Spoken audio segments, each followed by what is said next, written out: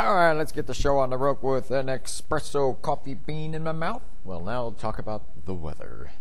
You can see the record high set back in, when was it, 1939 with 98 degrees. Can you imagine that? The hottest we had all summer this year, I believe, was 92.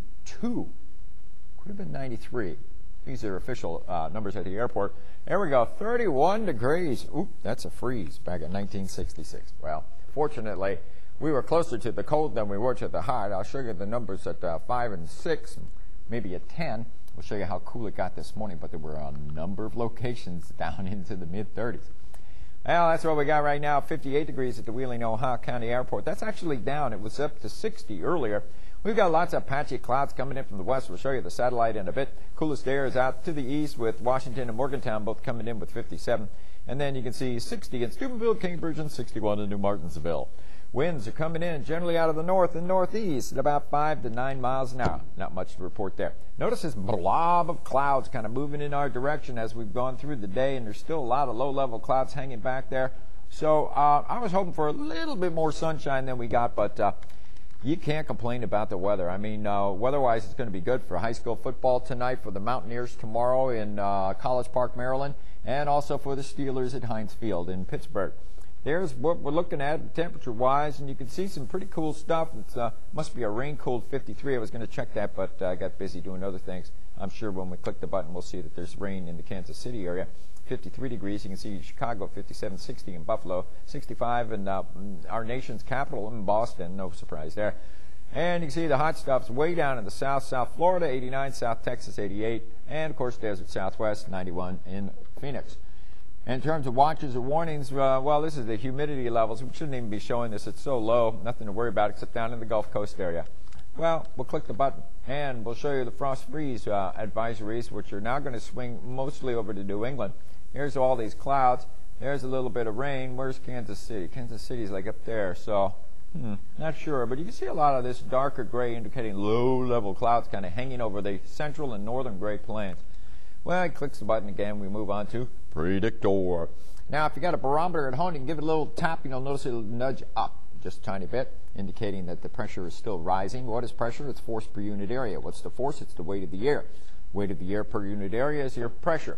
And the high pressure is moving in our direction. The barometer should rise for a couple more hours, and then they'll probably slowly start to fall as the high pressure center moves out and less air sitting above us, and we're expecting the barometers will be dropping. There we are, late Saturday, beautiful weather. Oh, just scrumptious stuff. Those high mid-level clouds kind of hanging around, though. We get developing low on the coast here, hinting that there might be some rain in the Tidewater area there on Saturday, but by Sunday, this thing's off the coast. Tropical Storm Maria, who knows about her? She's gone. Don't worry about her. And then now we're looking at another low is going to come in. In fact, there will be a series of low-pressure systems. The next chance for rain will probably become Monday afternoon, about 4 o'clock. So that's in 72 hours. So that means we'll probably be wet in less than 72 hours. So keep that in mind. Stern Wheel Festival this weekend at the Heritage Port. If you got the time, come down there and check it out. And then there's a little low and some showers. They're kind of on and off Monday and Tuesday into Wednesday. But eventually we get another cold front coming through late Wednesday into early Thursday. High pressure comes in, so we don't see any big warm-ups. If you're looking for a 90-degree temperature, head south, young man or young lady, or old man or old lady. You got to head south. So anyway, that's what we're looking at. And I can see that somehow I didn't update this thing properly because it's not supposed to be showing rain on Saturday. So there's the Sunday. You can see a slow warm-up. Yeah, that's like, where did that come from? I see it there. Temperatures are right, but that rain cloud isn't supposed to be over there on Saturday, and we're supposed to be showing rain on Monday. What happened there? What happened to Monday's rain? I guess you know what probably happened was the Monday rain symbol that I had here, I didn't set it when I put it there, and it swung on shot over to Saturday, which is showing where they had the rain early yesterday morning, and that thing flipped on over there. So, you know, this is just kind of some of the behind-the-scenes stuff you have to put up with in this. And then it looks like one of these guys also shifted. He wasn't where he's supposed to be. So anyway, here's some interesting stuff there for people to look at.